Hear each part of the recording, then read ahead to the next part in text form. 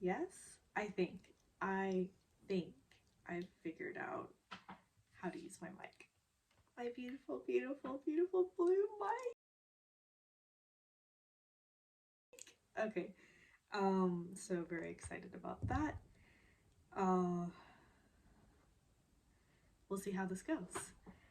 Yeah, I did some research into, because I also would like to get into doing reactions. I think that that would suit me better than trying to recap shows because, again, love the details, can't stop talking about them. I want to go scene by scene, and my videos end up being nearly as long as the episode because of that, because I also want to talk about my thoughts. And so I've decided that for episode 11 and 12, sorry, multitude of things going through my mind right now. For episodes 11 and 12, well, okay, so I had this is a running theme apparently. I must just be scatterbrained by default. So I had watched episode 11 and then rewatched it to take notes. And then stuff was going on, and this one day I was looking at episode 12 and I figured I'm just gonna go ahead and watch it. Even though I knew in the back of my mind, don't do that because then you won't want to just recap episode by episode. But I honestly enjoy just talking about the stuff anyway, and I guess assuming that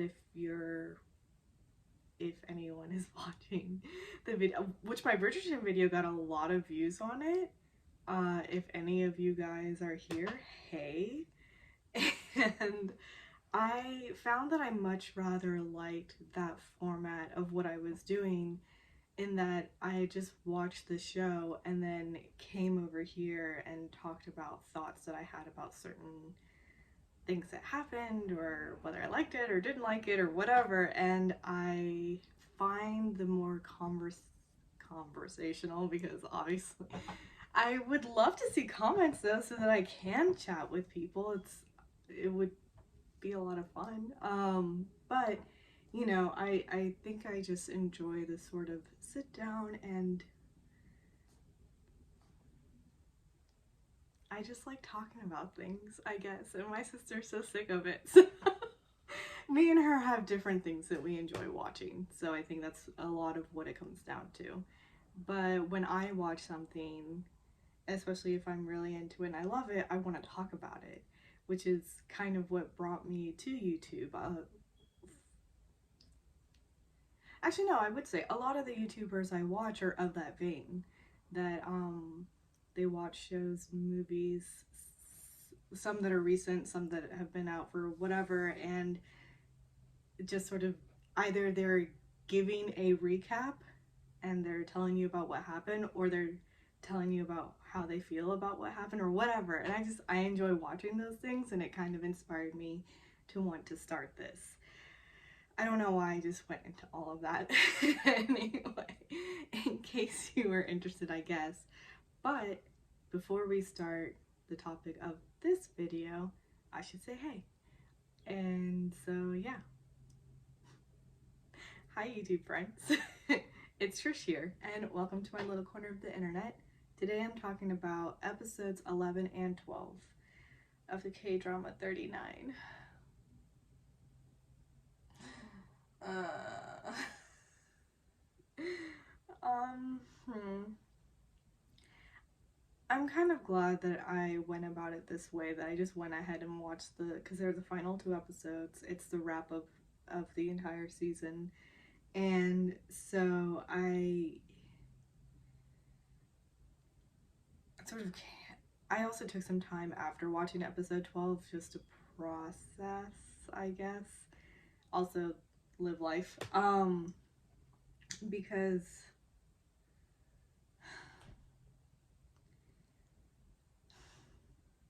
I don't.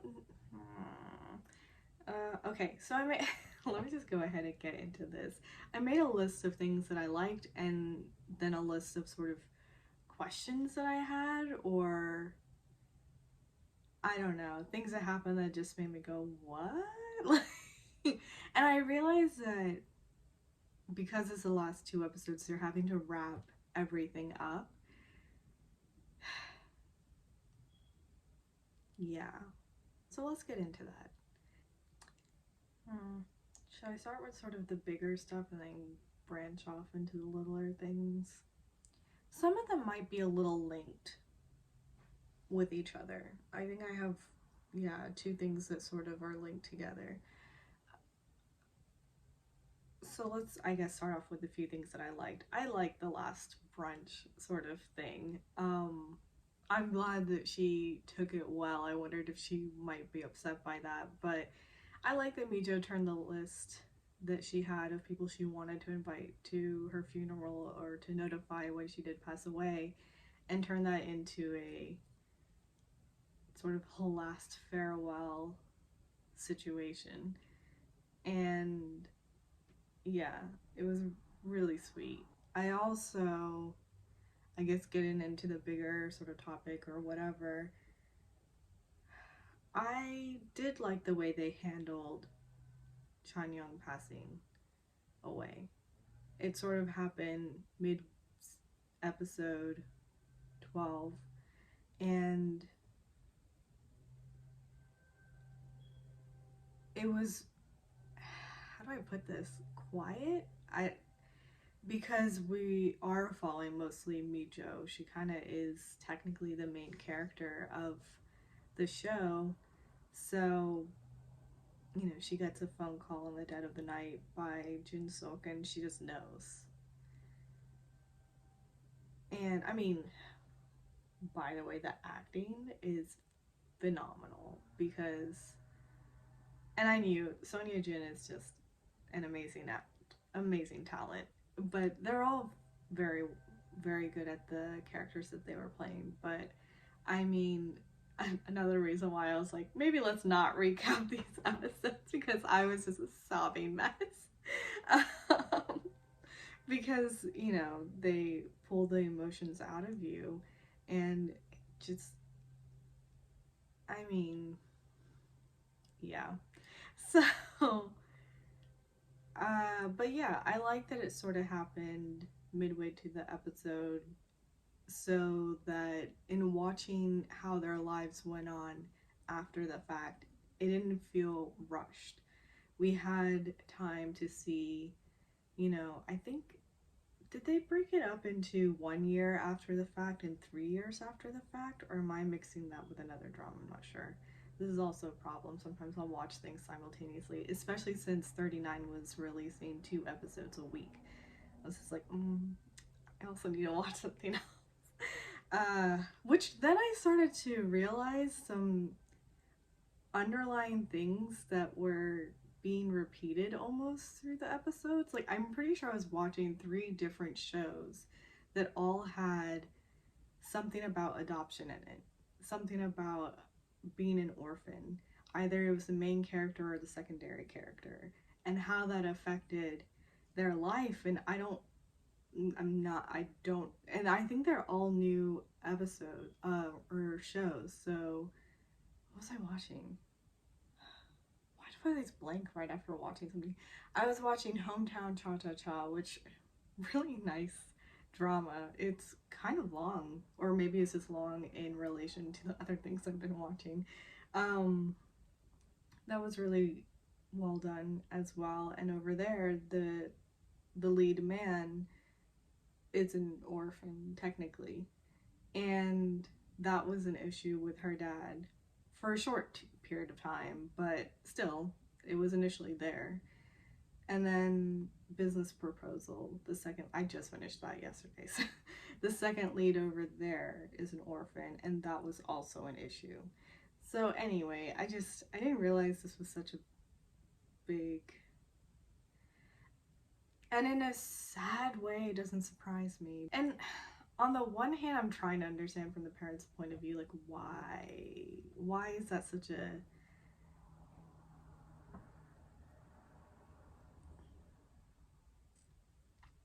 like, why does it matter? But maybe that's just me being the privilege of being the generation that I'm at. I just feel that with each generation we become a little, or at least this is the hope, that we become just a little bit more open-minded, a little bit more,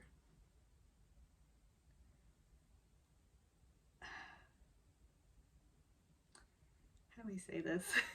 Like, there are things that really do matter, and then there are other things that really don't matter, in my opinion. So anyway, that's side note. I don't even know why I went into that, but anyway. Um, why did I go into that? Wasn't I talking about her passing away mid-episode and how I felt like that was nice because it gave us time to sort of see how everyone's lives went on after the fact? And like Mijo did struggle, and Chanyeong knew that she was going to struggle, which is why when she was gifting her bracelet to Juhi, she also gave the one for Mijo and told her to hold off on giving it to her until she was struggling. Which, oh, that was one thing I didn't really write down actually. Juhi still is left out.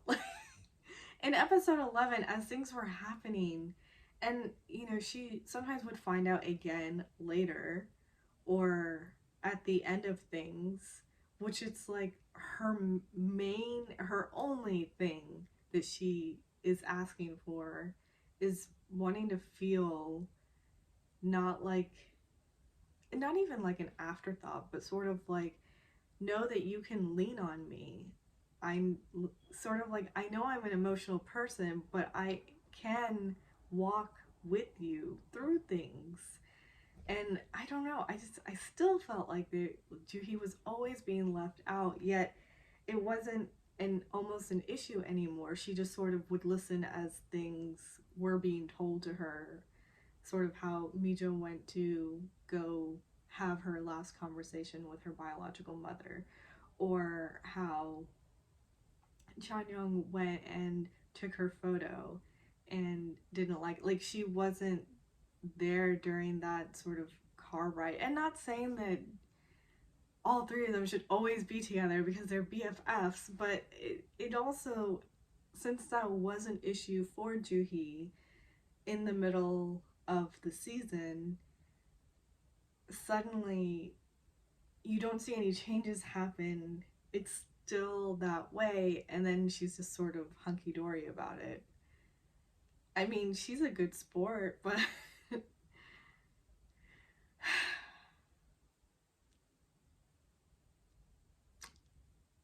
it's like they created this issue and then it just wasn't an issue anymore. And speaking of the biological mother, I can't see that actually ending over there. I mean, loved Mijo's power suit, loved her power walk, loved her telling her biological mother, like, this is what it is. Loved everything about that. I just don't see that actually working. And her mother is in prison for 7 accounts of fraud and owes money. And that guy that she owes money to knows where Mijo works and she's a dermatologist with a nice clinic. Do you see that just stopping? You know, so I get it because it's the end of the season. We need to wrap everything up, but it just doesn't feel realistic to me that she just goes and tells her mom, "Kay, don't contact me anymore or any of my family or friends." And, you know, I have my parents and I have my life and I'm doing great, which is, I mean, amazing for her. Love that for Mijo, but yeah, I don't see that actually ending things.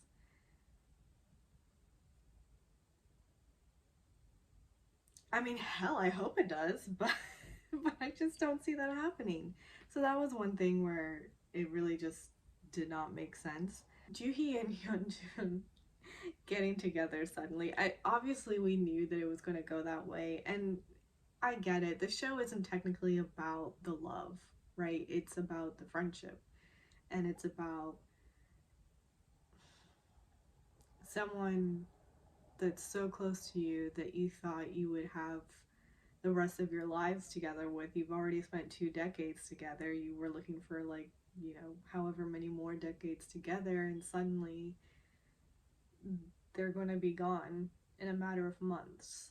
So, and she actually ended up lasting a little longer than she was projecting to. I think she was just hoping to make it to Christmas, and she was able to make it to like mid spring. So, but still, it's the story is about, well, I thought it was about the three of them, but Juhi honestly just sort of feels part.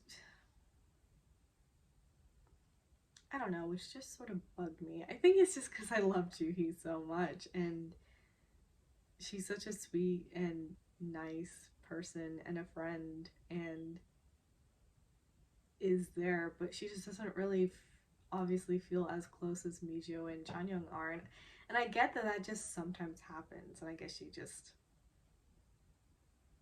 came to terms with where she's at. Like, I was a little surprised that she wasn't a little hurt when Chanyeong did hand her the bracelet from Mijo as well to give to Mijo later, because Chanyeong just knew that she would have a hard time, and it's almost like, what, you don't think I'm gonna have a hard time that you're suddenly gone? But anyway, so yeah, Juhi and Hyunjun are just sort of suddenly together at the end, and the last that we had sort of seen of them together was her singing horribly at the karaoke, but then at the end, sort of a knee-jerk reaction, threw a heart towards him, and they both sort of looked like, he looked startled, and then she was also sort of surprised that she did that, and just sort of awkwardly stood up and walked to go sit down. So it was just this spur of the moment thing that she did, and that was really it. And then you jump from that to, oh yeah, they're together. She has her nail salon across the street.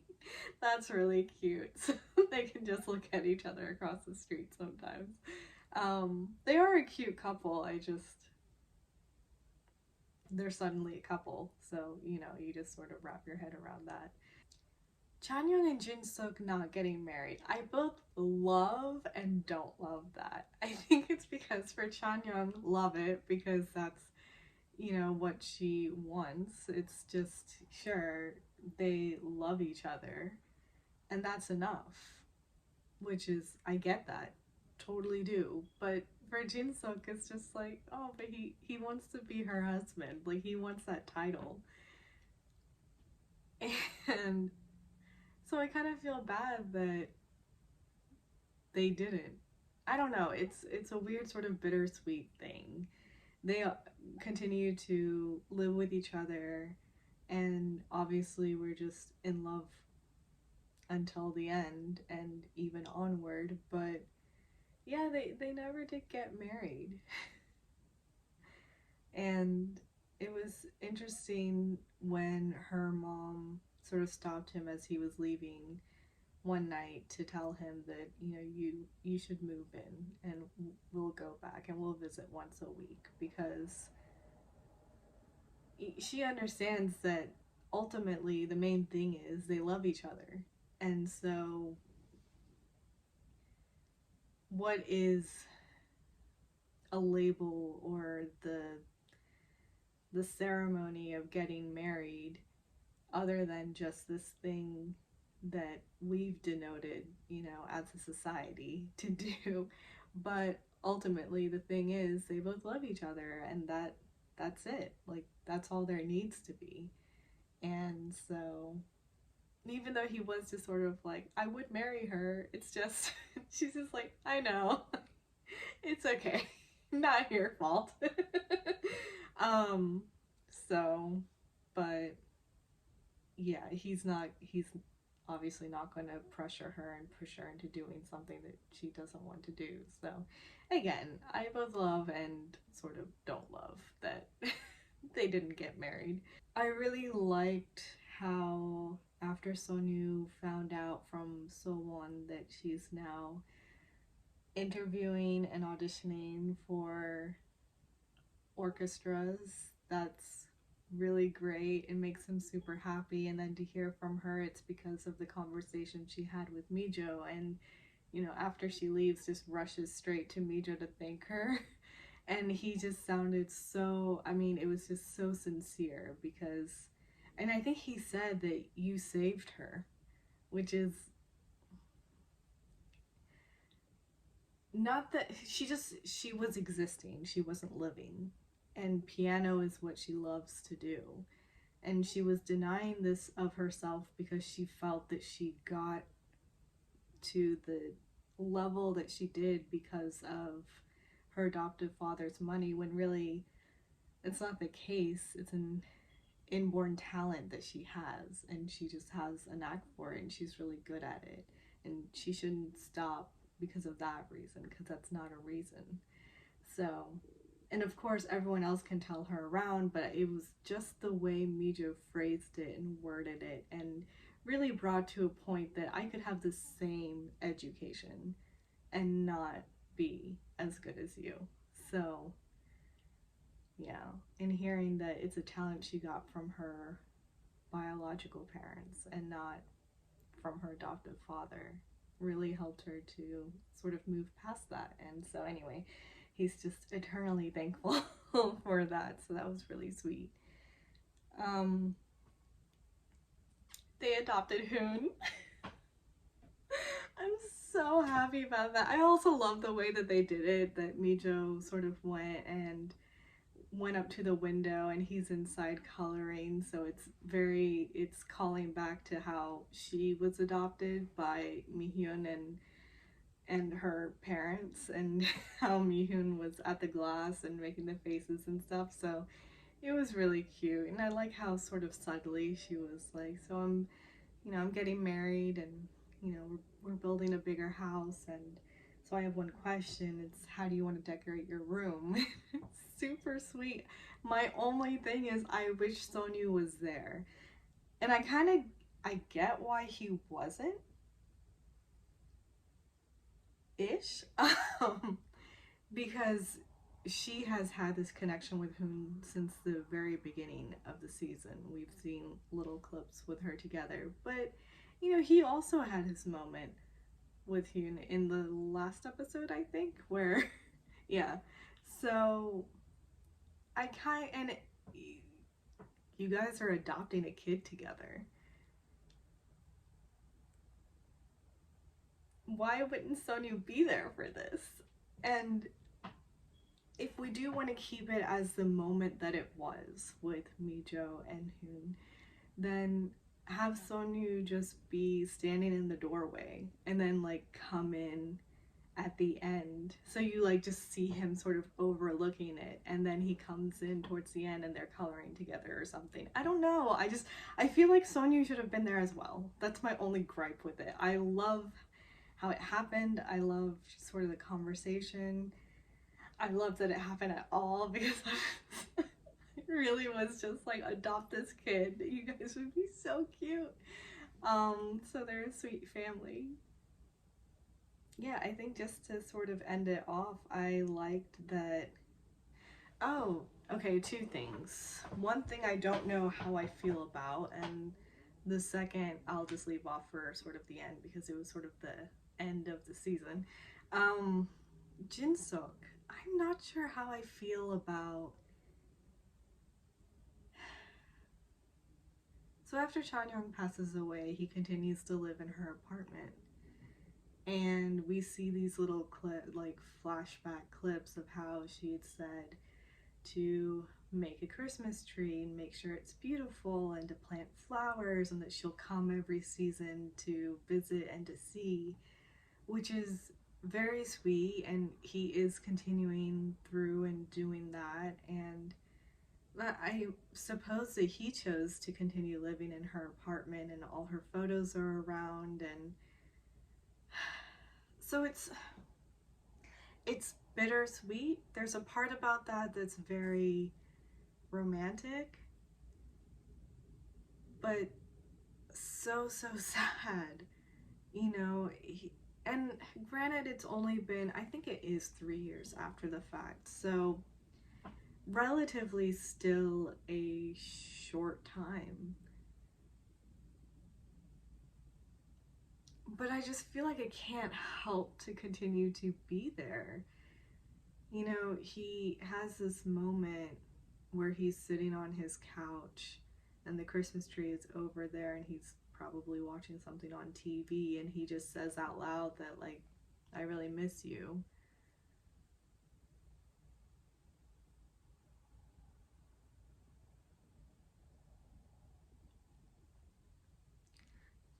How is he supposed to move on? Not saying that I want him to forget her, obviously not, but you know, maybe theirs is just supposed to be sort of this one great love. You know, sometimes you come across these characters, or even people in real life, honestly, that they loved who they loved. And even though that person doesn't walk this earth anymore, it doesn't matter. That is who, that was their great love. And nothing compares, nothing comes close, not, and there's no interest, like, to even look. I don't think that there's ever really an interest to look elsewhere. It's just sometimes you just end up meeting someone else and it's a surprise and it's a shock. I guess my thing is I don't see that being a possibility for Jin Suk, especially if he's continuing to live in Chan Young's apartment and just be surrounded by her. And again, there's something completely beautiful about that and absolutely romantic because he loved her that much. But it's also just so sad. So I don't know how I feel about Jin Suk. And I mean, he seems fine. Other than that, you know, he just continues on with work and living his life. He has what is it, the pork belly thingy, grilling thingy. They do that, you know, together. I'm guessing twice a month. So as she had promised, Mijo had promised Chanyeong she would do. So, like, you know, he's interacting, he's still having that, and but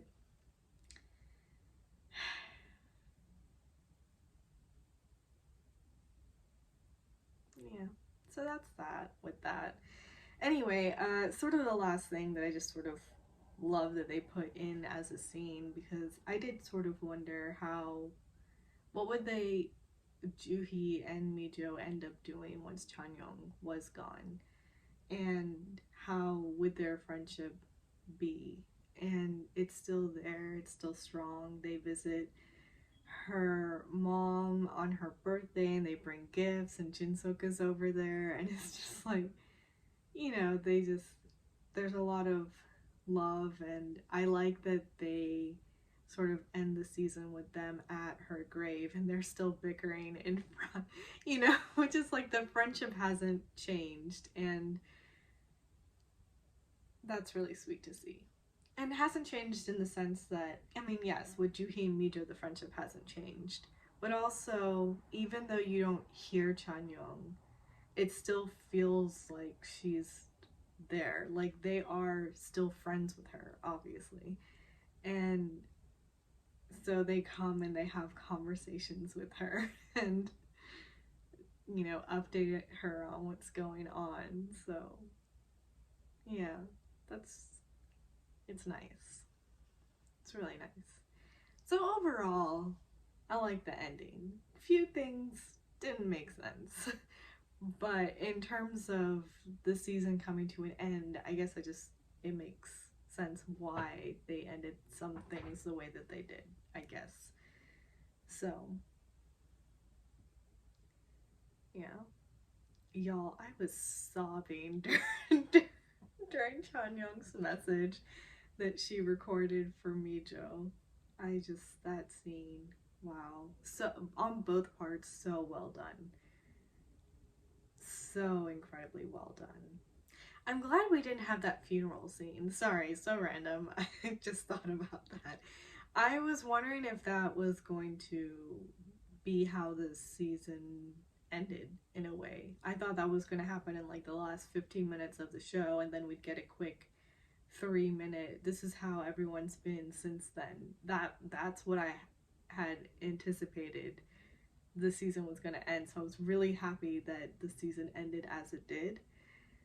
And we weren't in that church watching everybody cry. Which, though, the photo they used in the funeral, isn't it the one she took in the studio? So she wasn't smiling? I noticed, obviously, that the photo they have at the grave is the photo Mijo took of her in the garden area that they were at. Um, but yeah, I'm pretty sure that the photo that they had at the funeral was her ID photo. Or, not, yeah. So, anyway, I'm really glad that we weren't subjected to that, I guess. I can't believe it's over. I just felt so drained. After watching it, and in this last few episodes, because you know what's coming, and you're just, me anyway, I did not want to see it.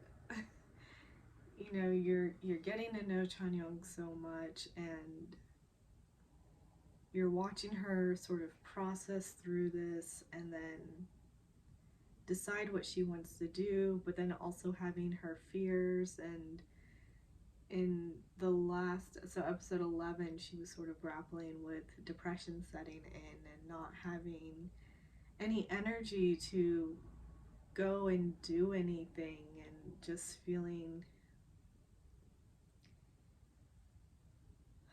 almost like she's just waiting, I guess. And so that was really nice. Like, I know she felt bad that she hadn't thought about all these repairs to be made on her parents' restaurant.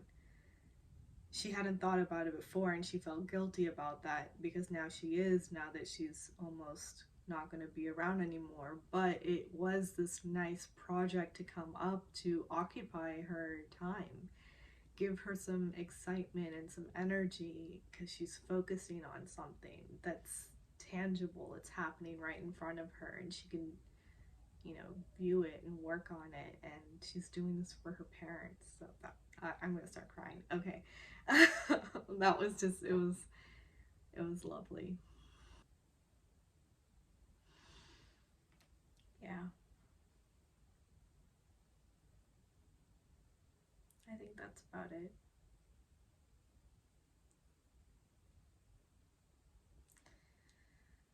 Uh,